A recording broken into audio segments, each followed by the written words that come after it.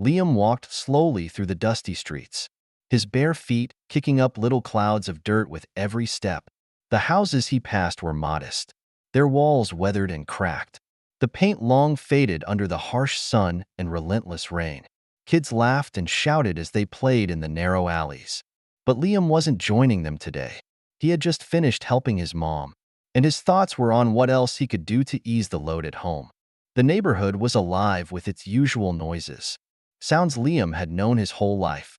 Rusty cars rumbling down the street, dogs barking, and neighbors chatting or arguing. It was familiar, even comforting in its own chaotic way.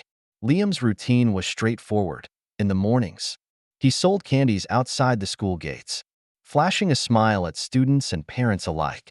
After that, he ran errands for the neighbors or helped his mom with whatever needed doing. Today was no different. As Liam trudged back home, a small bag slung over his shoulder. Exhaustion settled into his bones. His worn-out shirt clung to his back, soaked with sweat, but he barely noticed. He had grown used to discomfort. When Liam reached his house, he pushed open the gate, which groaned loudly on its rusted hinges. Inside, his mom sat at the kitchen table, her face clouded with worry as she stared at a pile of bills. She glanced up as Liam entered, forcing a tired smile. "Hey, Liam, how was today?" she asked, her voice soft but tinged with weariness. "Same as always. Mom, sold some candies, made a bit of money," Liam replied, pulling a few crumpled bills from his pocket and placing them on the table. His mom stared at the money for a moment, her expression a mix of gratitude and guilt, before she sighed deeply. "Every bit helps," she said, managing a small, strained smile. Liam nodded, but the sight of the bills, so much smaller than the pile of debt beside them, made his chest ache. At 12 years old, Liam understood far too well what money meant and how little they had of it. That evening, Liam sat on the stoop outside their house. The sun had dipped below the horizon, and the streetlights flickered to life, casting long shadows on the uneven pavement. He watched a pair of police officers stroll by, their eyes scanning the neighborhood. Liam tensed, his fingers drumming against his knees.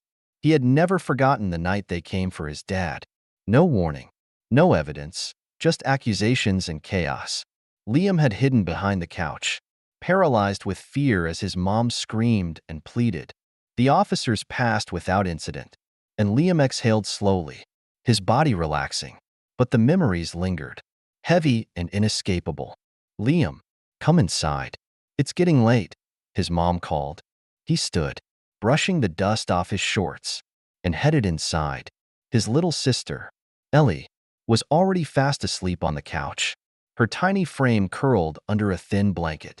Liam paused, watching her peaceful face, and felt a mix of protectiveness and helplessness.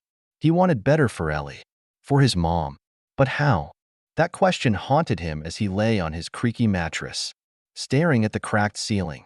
He traced the jagged lines with his eyes, trying to distract himself from the gnawing sense of inadequacy. But the same thoughts circled back. How could he make life easier for his family?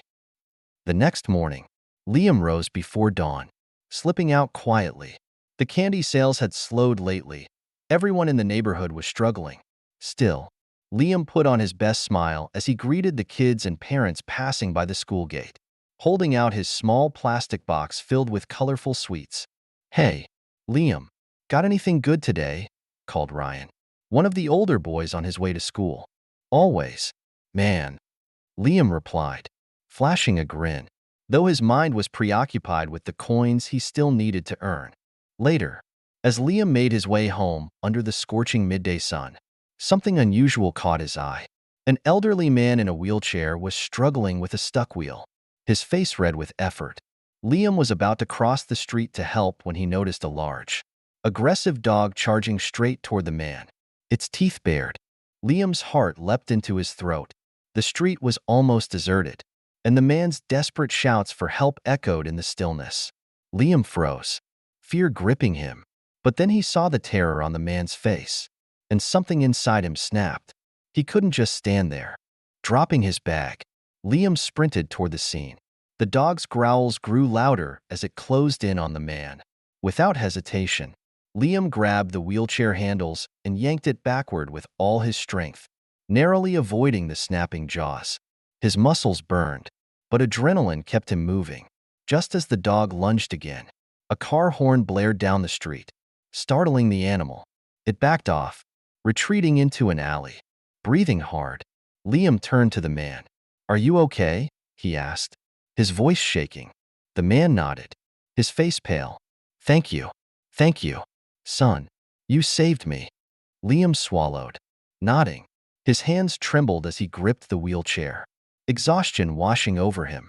He stayed until the man was steady, then retrieved his bag and began the walk home, his legs unsteady. He didn't feel like a hero, just tired. The next morning, life returned to its usual rhythm. Liam set up his candy box at the school gate, though his mind kept drifting back to the day before. No one else had helped. No one else had even been there. Later, as Liam walked home, he spotted the old man again, sitting under the shade of a tree. The man's face lit up when he saw Liam. "Hey, kid," the man called. "Come here." Liam hesitated but approached. "I never got your name," the man said, his voice warm. "It's Liam," he replied. The man smiled. "Well, Liam, you've got a brave heart. Don't forget that." Liam shifted uncomfortably, muttering a quiet, "Thanks." The man's words stayed with Liam long after he walked away. The following day, a sleek, luxurious car pulled up outside Liam's house, drawing the attention of the entire neighborhood. Liam's heart raced as a man in a crisp suit stepped out. "Liam," the man called. Liam nodded cautiously. "I'm Andrew," the man said, extending a hand. "My father, Mr. Walker, told me about you.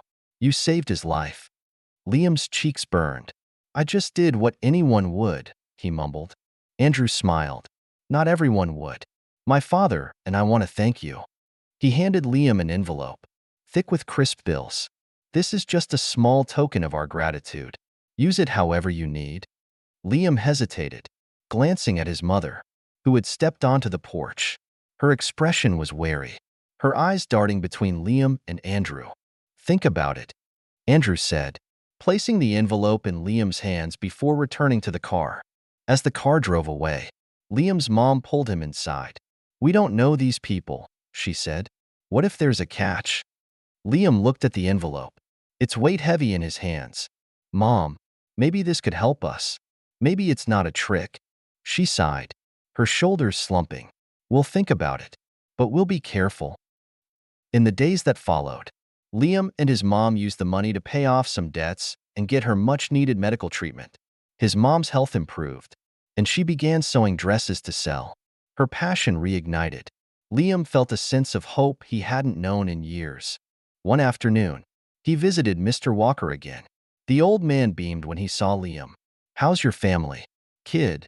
"Better," Liam said, smiling. "Thanks to you and your son." Mr. Walker shook his head. "No thanks to you. You've got a brave heart, Liam.